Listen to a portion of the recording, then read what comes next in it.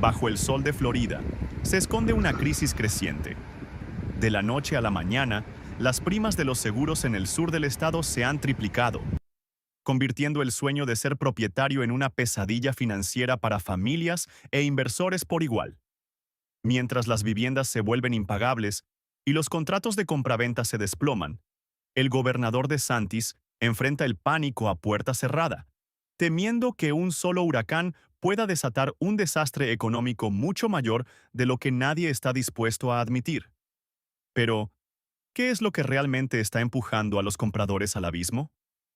¿Y qué ciudad se ha convertido en el epicentro del colapso del mercado inmobiliario de Florida?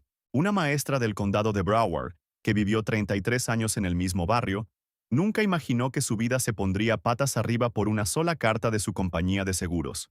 En junio, su prima anual saltó de $3,200 a $11,000, más del triple. Las cuentas no cuadraban.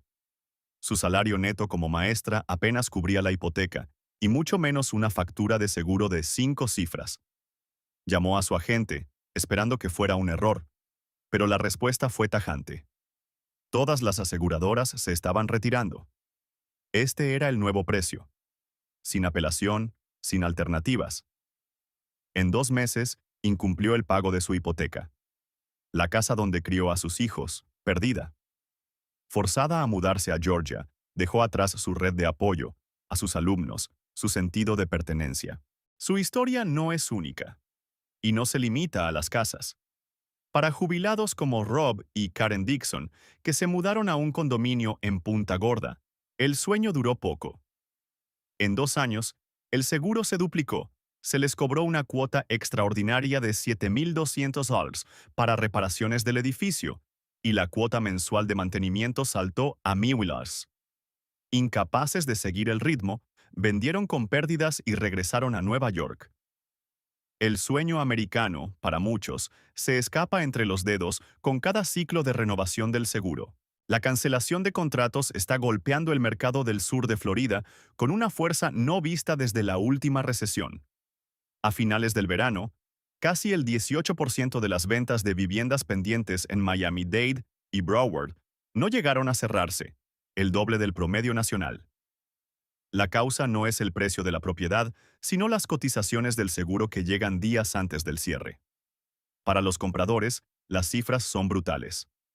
En algunos códigos postales costeros, las primas anuales superan los $12,000, casi igualando el capital e intereses de la hipoteca. El mercado está inundado.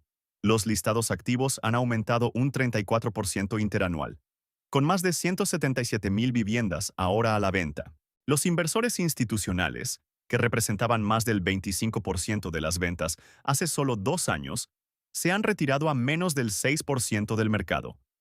Su retirada drena liquidez y confianza, amplificando el riesgo. En septiembre, más de 2,000 propiedades en Miami-Dade, Broward y Palm Beach sufrieron recortes de precios del 10% o más. En Cape Coral y Northport, el exceso de oferta ha hecho caer los precios hasta en $75,000 en un solo trimestre. La base del mercado, la gente común que intenta construir una vida, ha comenzado a agrietarse.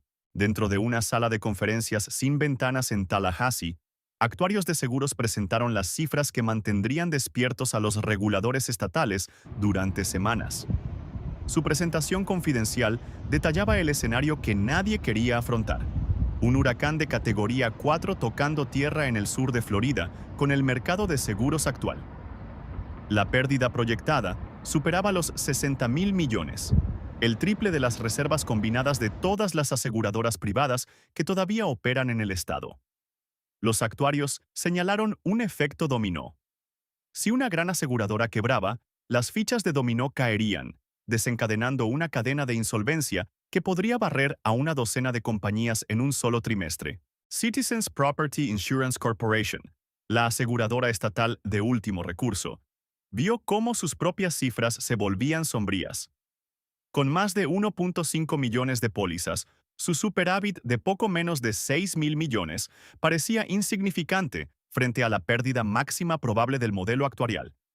Más de 18,000 millones si una gran tormenta golpeaba Miami-Dade o el condado de Collier. La respuesta fue directa. Los costos globales de reaseguro se han disparado un 35% desde 2023, y el perfil de riesgo de Florida la ha puesto al final de la fila. Los actuarios concluyeron con una advertencia. Si la próxima temporada de huracanes sigue el patrón de los últimos 3 años, las probabilidades de un colapso sistémico del seguro ya no son remotas. Para los más de 1.5 millones de propietarios de condominios en Florida, la crisis de los seguros fue agravada por una tragedia. El derrumbe de las Champlain Towers South en Surfside en 2021, que mató a 98 personas, condujo a la aprobación de la ley SB 4D. La ley exige inspecciones estructurales rigurosas y, de manera crucial, prohíbe a los condominios renunciar al ahorro íntegro para sus fondos de reserva. Durante décadas, muchos condominios mantuvieron las cuotas mensuales artificialmente bajas, posponiendo reparaciones críticas. Ahora, la factura ha llegado. Los propietarios están recibiendo cuotas extraordinarias que van desde $15,000 hasta más de $100,000 por unidad. Y para empeorar las cosas, más de 1,400 condominios en Florida están en la lista negra de Fannie Mae por reservas insuficientes o reparaciones críticas, lo que hace casi imposible obtener una hipoteca para comprar o refinanciar en esas unidades. En Tallahassee, la presión alcanzó su punto de ebullición. Las constructoras más grandes del estado y los gigantes de capital privado inundaron los correos de los legisladores con exigencias de garantías y alivio regulatorio. El mensaje era claro: estabilicen el mercado de seguros o arriésguense a una congelación en la construcción que ahogaría empleos e ingresos fiscales. Los grupos de presión de las aseguradoras nacionales abogaron por un reaseguro respaldado por el Estado y blindajes legislativos contra futuras demandas masivas. Un borrador de propuesta pedía un fondo de emergencia financiado por los contribuyentes en caso de que otra gran tormenta aniquilara las reservas privadas. Mientras tanto, las constructoras presionaban por una reversión de los códigos de seguridad contra huracanes, argumentando que los estándares más altos hacían que las nuevas viviendas fueran inaccesibles. A cambio de garantías, los grupos de capital privado querían que el Estado absorbiera las primeras pérdidas en siniestros catastróficos. Las líneas de batalla estaban trazadas: aseguradoras y constructoras exigiendo protección, y un mercado inmobiliario cediendo bajo el peso de intereses contrapuestos. El condado de Collier se encuentra solo en el fondo del ranking de asequibilidad de Florida. El índice más reciente muestra que su ratio de asequibilidad ha cruzado la marca del 50%, lo que significa que un hogar promedio debe gastar más de la mitad de su ingreso bruto solo para cubrir los costos de una vivienda típica.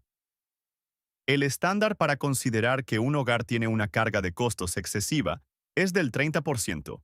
Collier supera ese umbral, aterrizando en un territorio que los economistas llaman severamente inasequible. Las matemáticas son implacables. Con el precio medio de la vivienda cerca de los $800,000 en Naples y sus alrededores, y el ingreso familiar medio del condado muy por detrás, la familia típica no puede superar el obstáculo. Ningún otro condado importante de Florida cruza la línea del 50%. Collier es ahora el condado menos asequible de Florida, y el índice no muestra señales de mejorar. A medida que la crisis de asequibilidad de Florida se agudiza, la onda expansiva se extiende hacia el norte. Datos de U-Haul muestran un aumento en las mudanzas fuera del estado, con una previsión de que 275,000 floridanos abandonarán el estado en 2025. Georgia, las Carolinas y Tennessee ya están sintiendo la presión. La demanda de vivienda se está disparando. Atlanta y Savannah están viendo aumentos de precios récord. El éxodo de Florida se ha convertido en una ganancia inesperada para ellos. Documentos filtrados revelaron la creciente presión sobre los funcionarios estatales, mientras las aseguradoras advertían de la insolvencia tras el huracán Aaron. Sin embargo, varios registros y discusiones de alto nivel permanecen sin revelarse. Lo que está claro es que la crisis de vivienda del sur de Florida está en curso, dejando preguntas sobre asequibilidad y estabilidad para residentes y legisladores. La cuestión ahora no es solo cuánto más caerán los precios, sino si el mercado inmobiliario del sur de Florida podrá encontrar tierra firme antes de que llegue la próxima ola de incertidumbre.